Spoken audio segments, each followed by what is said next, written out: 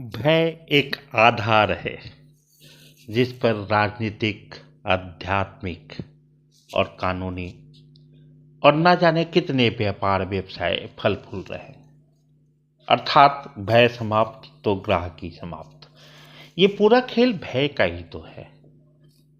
और भय का सीधा संबंध भीतर उत्पन्न होने वाले लालच का है। भीतर का अर्थ यहाँ मन से है, चेतना से नहीं। चेतना में लालच उत्पन्न हो भी नहीं सकता।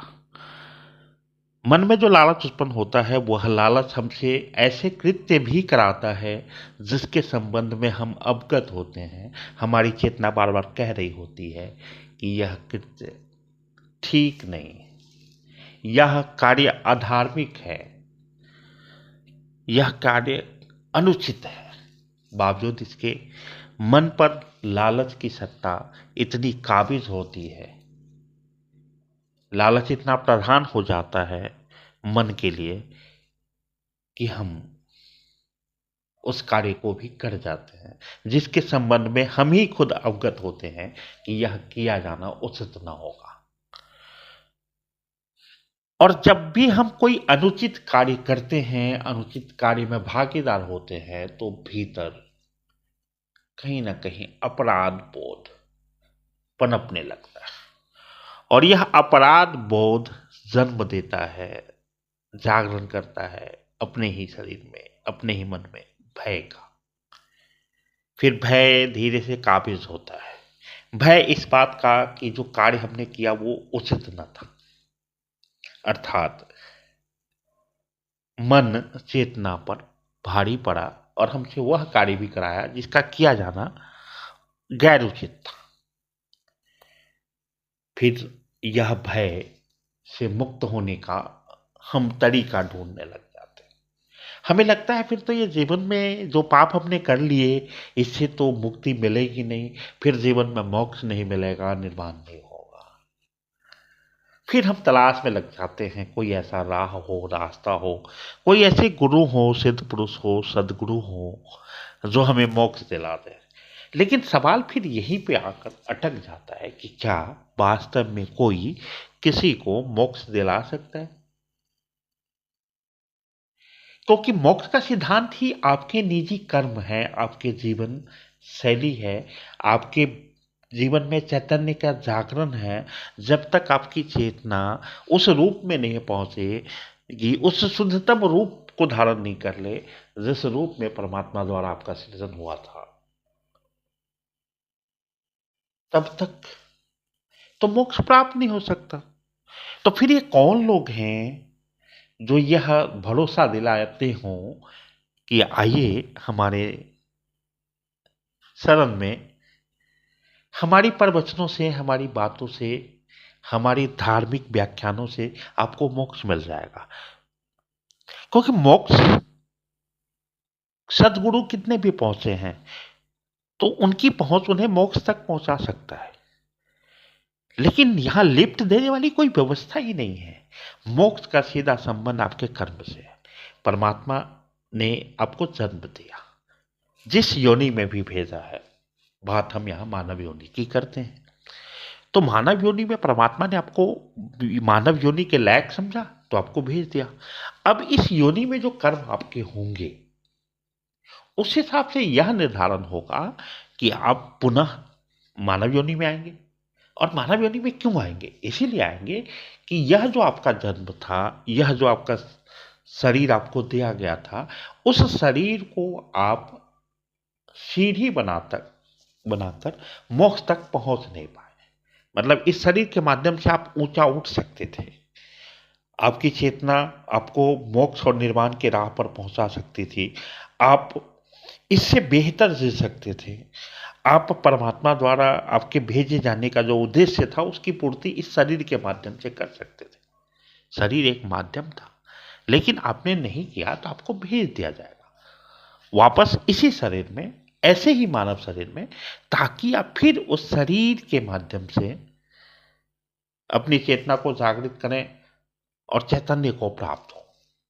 लेकिन अगर आपके कर्म इस लायक भी नहीं है, परमात्मा को अब आपसे कोई उम्मीद रही नहीं। परमात्मा ने माना कि आपकी चेतना जगती ही नहीं मानव शरीर में भी, आपके कर्म मानव लायक थे भी नहीं। तो कभी आपने सुना कि किसी ऐसे का कर्मचारी का प्रमोशन हो जाए जो काम के लायक नहीं? हाँ, उसका डिमोशन हो सकता है, उसे निचले स्तर पे लाया जा सकता है ताकि वह पुनः उस कार्य को सीखे और दक्ष हो जाए। परमात्मा के नीति निर्धारण में भी यही बात मायने रखती है। बात मायने ये रखती है कि मानव शरीर धारण करने के बावजूद भी आपकी चेतना जागृत नहीं हो रही है, तो फिर या फिर अब उम्मीद भी नहीं रही कि पुनः मानव योनि में भेजे जाने के बाद भी आप कुछ बेहतर कर पाएंगे, तो आपको किसी भी योनि में भेज दिया जाएगा। अर्थात जब तक कोई परीक्षा में परमात्मा के सफल नहीं होगा, असफल माना जाएगा, या तो उसे उसी क्लास में रख दिया जाएगा या फिर उसका असेसमेंट करके उसे और नीचे के क्लास में भेजा जा सकता है। तो ऐसे में जब एक मूल्यांकन परमात्मा ने ही करना है, तो यह कौन लोग हैं जो परमात्मा के निर्णय को भी बदल सकते हो? परमात्मा के उस निर्णय को बदल सकता है कोई, तो वो सिद्ध पुरुष नहीं हो सकता, वो कोई सदगुरु भी नहीं हो सकता, कोई साधु भी नहीं हो सकता, और ना ही कोई ऐसा वेद और ग्रंथ या किसी भी धर्म के धार्मिक ग्रंथ हों ऐसे हैं जिन्हें पढ़कर, जिनका जप करके, या कोई नाम ऐसा नहीं है जिसके जप मात्र से परमात्मा के उस निर्णय को बदला जा सके जिसका मूल्यांकन परमात्मा करेंगे। अगर कोई बदल सकता है तो वो केवल आप और आप हैं।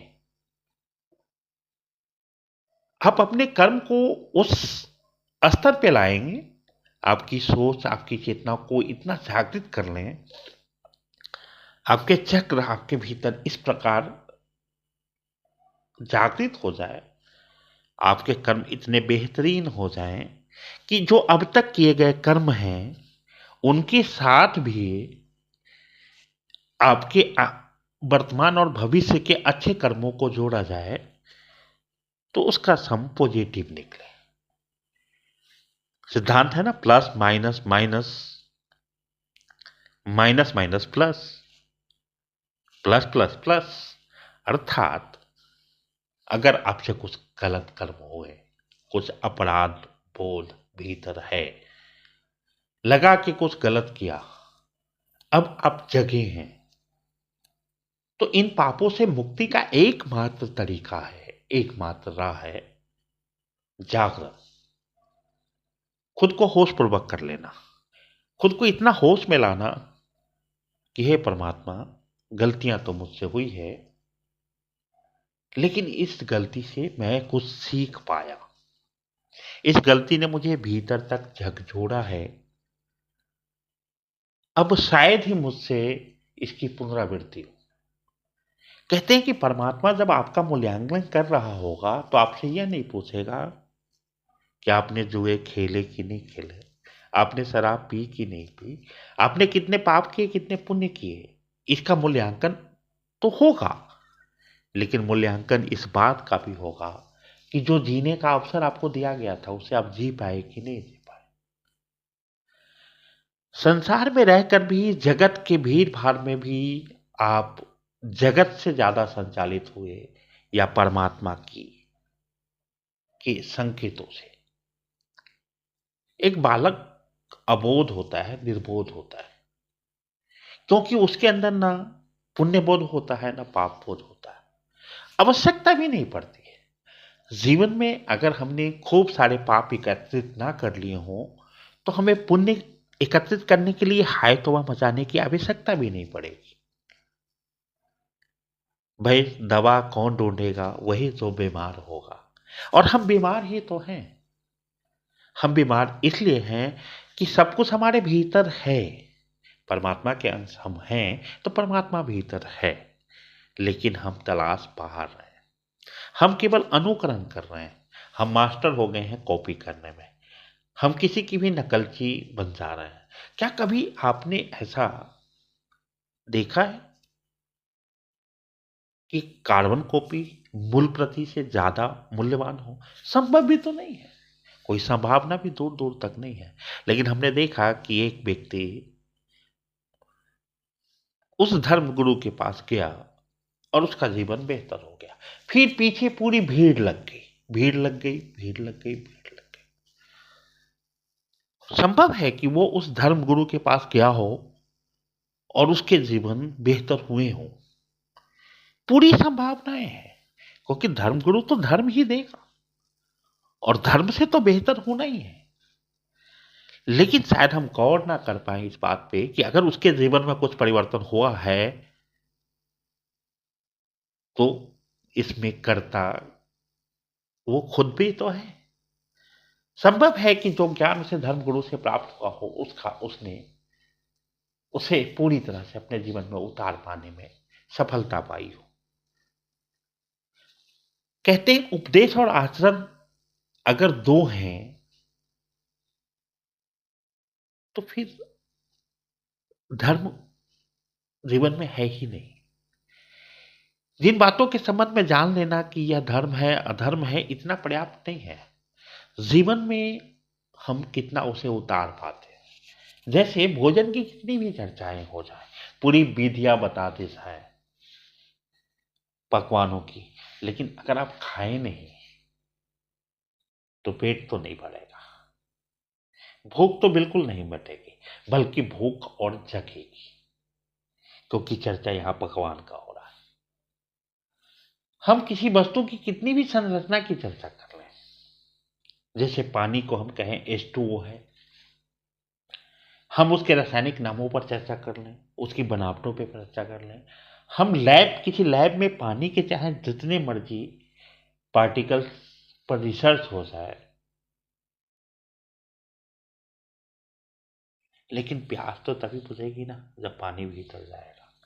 धर्म के संबंध में भी ऐसा ही है।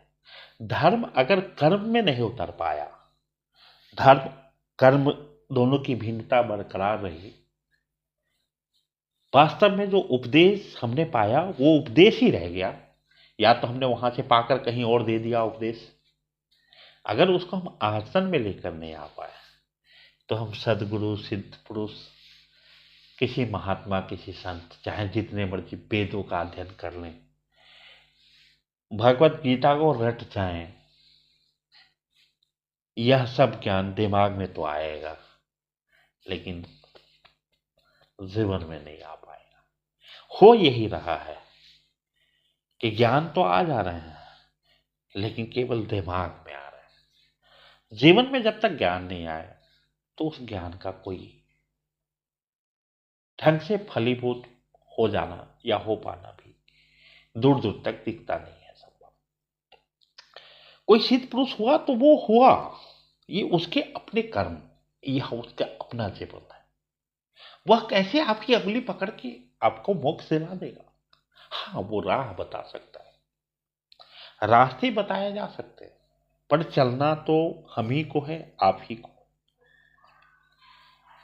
फिर जब राह बताने मात्र के लिए कोई सक्षम है, उससे ज्यादा कोई सक्षमता नहीं। इस परमात्मा ने किसी को इतना सक्षम बनाया ही नहीं है कि वो परमात्मा के समकक्ष खड़ा होकर कहे कि आओ मैं तुम्हें मोक्ष और निर्वाण देता हूं, आओ मैं तुम्हें जीवन और मरण के चक्र से मुक्त करा देता हूं। क्योंकि परमात्मा के सिद्धांत में ऐसे बिचौलियों का कोई स्थान निर्मित ही नहीं है, और जब ऐसे कोई स्थान निर्मित ही नहीं है तो ऐसे में कैसे कोई मोक्ष की परिकल्पना कर सकता है? किसी के सानिध्य में जाकर मोक्ष प्राप्त हो सकता है, क्यों नहीं होगा? जिस दिन भी परमात्मा को लगा कि यह जीवन ही पर्याप्त था, हमारी चेतना जागृत हो गई, हमने वो पा लिया जिसके लिए हमको बार बार भेजा जाता रहा है धरा पर, तो वैसे ही परमात्मा तो अच्छे लोगों को अपने समीप रखना ही चाहते हैं, उनकी सलाहकार कमेटी तो होती होगी ना। तो परमात्मा क्यों वापस भेजेंगे? आपने कभी सुना, कभी देखा कि कोई बच्चा अच्छे मार्क्स से उत्तीर्ण हुआ हो और उसे उसी क्लास में पुनः डाल दिया गया? ऐसा नहीं है। हम सबके साथ ऐसा ही है। परमात्मा के मूल्यांकन में अगर हमारा यह जीवन सफल रहा, हमने अपने जीवन के उन उद्देश्यों को पूर्ति की, उन उद्देश्यों में आपका गाड़ी, बंगला, पैसा ये कुछ भी नहीं आता है। हाँ, इसमें कोई बुराई नहीं है। इस जीवन को, इस शरीर को पोषण देने के लिए, इस जीवन को तत्समय के अनुसार संचालित, सुरक्षित करने हेतु जो आवश्यक है वो सब काम आपको करना चाहिए, वो सब काम हमको करना चाहिए। कोई व्यापार कर रहा है, व्यवसाय कर रहा है, कोई पैसा कमा रहा है, इसमें बुरा कुछ भी नहीं है। किसी के पास 4 गाड़ी हो या 10, इससे क्या फर्क पड़ता है परमात्मा को? परमात्मा ने तो आपको बहुत कुछ दिया है ना। शरीर में जो विभिन्न अंग हैं, उनकी अपनी भी तो एक विशेषता है। चेतना सबका संयोजन करती है, लेकिन हाथ का काम कुछ और है, पैर का कुछ और है, आंख का कुछ और है, दिमाग का कुछ और है। और ये सब किसका संयोजन कौन करता है? चेतना। तभी तो चेतना मात्र एक निकल जाती है, आंख धड़े के धड़े रह जाता, सर पैर धड़े के धड़े रह जाता, हाथ धड़े के धड़े रह जाता,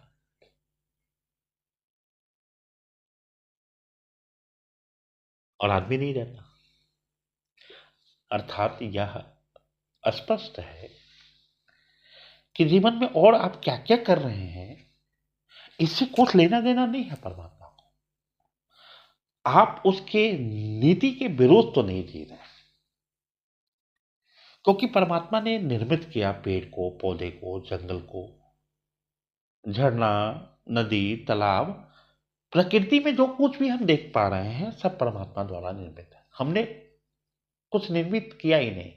मानव विज्ञान कितना भी आगे चले जाए, हम कुछ बना नहीं सकते, हम खोज सकते हैं। विज्ञान ने कुछ भी नहीं बनाया है, केवल खोजा है। आज हम जिन आधुनिक चीजों को देख रहे हैं, यंत्रों को देख रहे हैं, संभव है, और संभव नहीं, ये 100% सही है कि इससे मिलता जुलता या इस कॉन्सेप्ट का, इस आधार का चीजें पहले बन चुकी हूं। तब भी ये बनी नहीं गई, तब भी ये खोजी गई थी। संभव है कि आज जिस मोबाइल का उपयोग हम कर रहे हैं आपसे बातचीत के लिए, ऐसे मोबाइल पहले रहे हों। क्योंकि अगर पहले नहीं रहे होते तो यह मानव के ब्रेन में आता ही नहीं कि मोबाइल बनाना है या दूरभाष बनाना है। मतलब हम क्रिएटर हैं ही नहीं। अगर हमारे ग्रंथ कहते हैं कि ब्रह्मा जी क्रिएटर, हम कहते हैं, मेरे जैसे लोग कहते हैं कि कोई एक शक्ति है जो सबको निर्मित कर रही है, तो ये निर्माण का कार्य केवल उस शक्ति के पास ही है। हम कुछ भी नया नहीं बना सकते। हम जो भी नया बनाएंगे, हमें लगेगा, हमने कहा कि टेलीफोन का खोज इसने किया, बिजली का आविष्कार इसने किया। भाई, आप ट्रांसफार्मर से जोड़ के तारों को कनेक्ट करके जो विद्युत प्रवाह दे रहे हो, ये तो आपने बनाया। लेकिन क्या वो विद्युत नहीं है जो आसमान से गिरता है, सब कुछ भस्म कर देता? उसको किसने बनाया? अर्थात इस बिजली को आए समय को हम सही सही बता सकते हैं, लेकिन उस बिजली का निर्माण कब हुआ जो आकाशीय बिजली, आकाश से जो धरती पर आता है और जहां भी आए वहां सब कुछ भस्म कर जाता है, उसकी खोज किसने की है?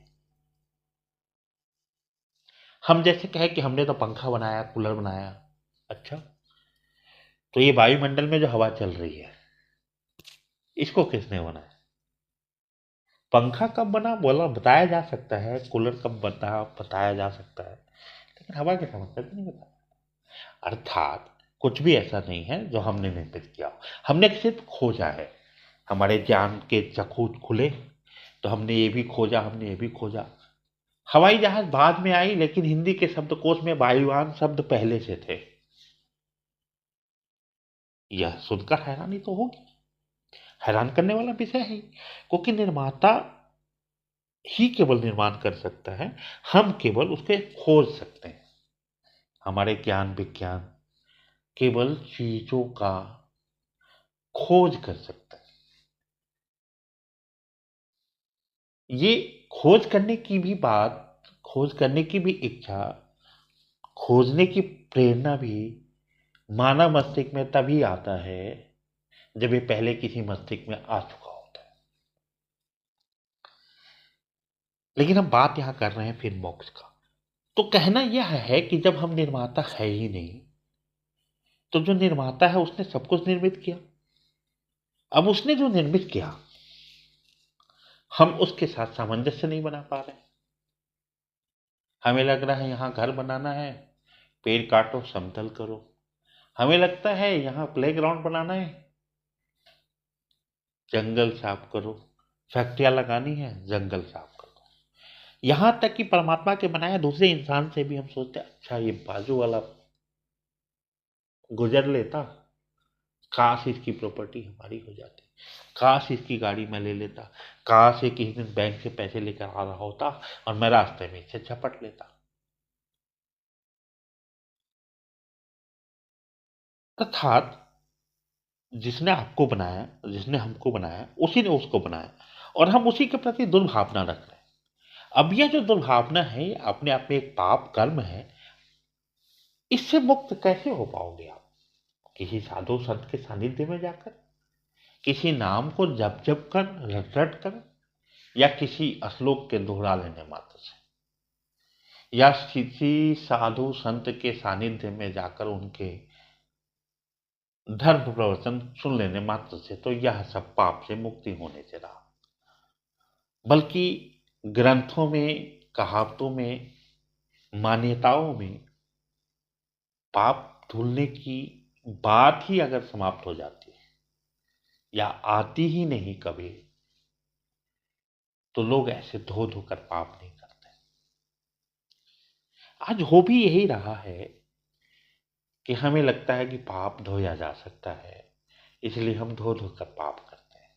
कोई पाप धोने प्रयाग जाता है, कोई गुरु जी के आश्रम में ही धोकर निकल लेता है। लेकिन धुले या नहीं धुले, ये कैसे कोई प्रमाणित तरीके से कह सकता है? धुल गए होते तो तुम्हारे जीवन के कष्ट समाप्त हो चुके होते। जीवन में कष्ट है मतलब पाप धुले नहीं है। कष्ट से मेरा संबंध आपके शारीरिक कष्ट, आपके आर्थिक कष्ट, आपके सामाजिक कष्ट मात्र से नहीं है। कष्ट से मेरा संबंध कष्ट की अनुभूति से है। बीमार शरीर पड़ता है, स्वस्थ शरीर होता है, लेकिन जिसकी चेतना स्वस्थ होती है, वह बीमार शरीर में भी स्वस्थ रहता है। वह यह मानता है कि बीमारी शरीर को है, आज है, ये शरीर परमात्मा की इच्छा से है। बीमार है तो परमात्मा की इच्छा से, सुधर जाएगा तो परमात्मा की इच्छा से। लेकिन चूंकि ये शरीर में मैं भेजा गया हूं, इसलिए परमात्मा का कर्तव्य शरीर के प्रति बाद में बनता है, मेरा कर्तव्य शरीर के प्रति पहले बनता है। मेरी एक कर्तव्य बनती है कि मैं इस शरीर को, अगर बीमार है तो स्वस्थ करूं। इस बीमार शरीर को स्वस्थ किए जाने की दिशा में जो भी आवश्यक कदम हो, वह तुरंत उठाए जाएं। यह कर्तव्य हमारा है, परमात्मा ने तो दिया है, हम उसे सुरक्षित नहीं रख पाए। इसीलिए खुद के शरीर के साथ हिंसा भी पाप की श्रेणी में रखा गया है। ये पाप ही तो है। इसे पाप कह लीजिए, कमजोरी कह लीजिए, या कायरता कह लीजिए, या अपने कर्तव्य परायणता से पीछे हटना कह लीजिए, फिर तो असफल है ना हम। क्योंकि परमात्मा ने हमें जो शरीर दिया, न केवल शरीर दिया बल्कि उस शरीर को पोषण दिया। इतने से पैदा हुए हम, आज 5.5 फीट के हैं, 100 ग्राम वजन नहीं उठा सकते थे, आज वेट लिफ्टिंग करते हैं। इतना पोषण दिया है परमात्मा ने। तो परमात्मा ने शरीर तो हमको इस लायक भी दिया कि हम वेट लिफ्टिंग कर पाए। लेकिन फिर भी अगर शरीर बीमार है, ये किसके कारण हुआ होगा? निश्चित रूप से हमारे कारण हुआ। तो ये बीमार है, तो इसके स्वस्थ होने की प्रक्रिया में जो कदम उठाए जाने चाहिए, वो किसके द्वारा उठाए जाने चाहिए? हमारे द्वारा।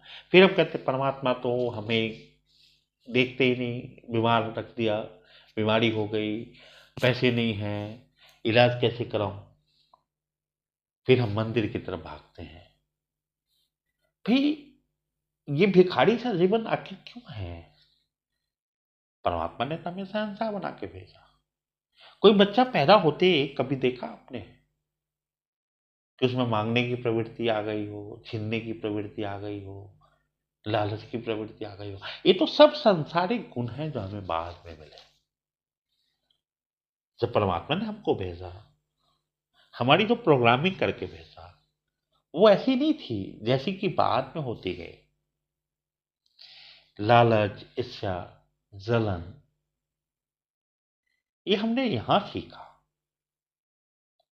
यूं कहा जाए तो जैसे जैसे हम शिक्षित हुए, वैसे वैसे जैसे जैसे हमारा दिमाग विकसित हुआ, तो सौगात के रूप में हमें ये गुण समाते गए। हमारा स्वाभाविक स्वभाव तो हाँ है। कोई बच्चा किसी से प्रेम करने को मना करता है क्या? अब देखेंगे बच्चा किसी के भी गोद में चले जाता है और थोड़े समय में उसको आदत भी लग जाती है, जब तक वो अबोध रहता है। लेकिन जब वो सियाना होता है तब उसे पिताजी बताते हैं वो पड़ोसी अंकल बेकार है, उनके पास जाना नहीं। एक बच्चे को क्या पता था? कुछ भी पता नहीं था। उसने सीखा। उसने सीखा अपने परिजनों से, उसने सीखा अपने पड़ोसियों से, उसने सीखा अपने गुरुजनों से, उसने सीखा अपने किताबों से। और क्या सीखा? यही सीखा कि खतरा हो सकता है। यही सीखा कि डरना चाहिए। ये सीखा कि अनजान लोगों से बात नहीं करनी चाहिए।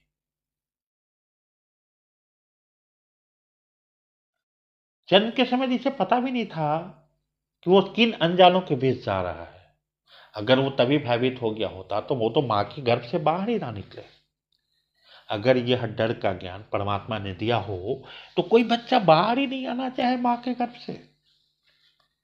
क्योंकि वो तो सब अनजाने, अनजान धरती, अनजान लोग, अनजान माँ, अनजान बाप, अनजान भाई बहन, भतीजे, उनके बीच आ रहा है। लेकिन यहां जैसे ही आया, जैसे ही दिमाग का विकास हुआ, तो यह बात पता लगी कि अनजान लोगों से बात नहीं करना है। जबकि आया वो अनजान जगह ही है। परमात्मा ने जहां उसको भेजा, उससे पहले उसका कोई जानने वाला नहीं था। ये सब निर्मित यहां हुए संसार में। जन्म हुआ तो पहले तो वो देखते रहा अचरज से कि कहाँ आ गया मैं, किन लोगों के बीच आ गया। फिर धीरे धीरे धीरे धीरे उसमें वाणी का विकास हुआ। कुछ कुछ बोलने लगा, जो सुना वो बोलने लगा। अंग्रेज का बच्चा अंग्रेजी बोला, भारतीय बच्चा हिंदी बोला, कन्नड़ वाले कन्नड़ बोले। उसको अलग से कोई कुछ भी करना नहीं पड़ा ना उसके लिए। तो उसने भाषा ही नहीं सीखा, उसने स्वभाव भी सीखा। तभी आपने सुना, हमने सुना कि वो अपने बाप जैसा है, वो अपने भाई जैसा है, उसका बेटा उसके जैसा है। ऐसा इसलिए है कि उसने ग्रहण किया। उसने जो देखा वो होता चला गया। मानव के साथ यही तो, मानव चेतना के साथ एक जो बड़ी चीज जुड़ी है वो यही है कि हम नकलची हैं। हम जो देखते हैं वैसा हो जाता है। इसीलिए अध्यात्म में अगर ये बात कही गई होगी कि प्रवचनों में, धार्मिक व्याख्यानों में हमें शामिल होना चाहिए, ऐसा इसलिए नहीं कहा गया होगा कि वो सुन लेने मात्र से हमारे भीतर बहुत कुछ बदल जाएगा। कोई धार्मिक प्रवचन सुन लेने मात्र से हम मोक्ष और निर्वाण को प्राप्त हो जाएंगे, ऐसा इसलिए नहीं कहा गया। ऐसा ये मान लिया गया कि हम मानव स्वभाव से नकलची हैं। हम जब धार्मिक ग्रुप के बीच बैठेंगे तो धार्मिक होते जाएंगे। जब हम चोरों के बीच बैठेंगे तो चोरी की आदतें पड़ते जाएंगी। जब हम बदमाशों के बीच बैठेंगे, अधार्मिक के बीच बैठेंगे, तो अधर्म की तरफ हमारा खिंचाव बढ़ता जाएगा। इसीलिए यह कहा गया है कि सतगुरु, सत्यपंथी, सिद्ध पुरुष, साधु संत आदि के बीच बैठने से हमारी सोच, हमारा झुकाव, हमारा जीवन अध्यात्म की तरफ बढ़ेगा। लेकिन हमने उसको क्या माना? हमने ये माना कि कभी 1 घंटे किसी संत जिनके यहाँ खूब भीड़ भाड़ रहती है, उस भीड़ में शामिल होकर उनके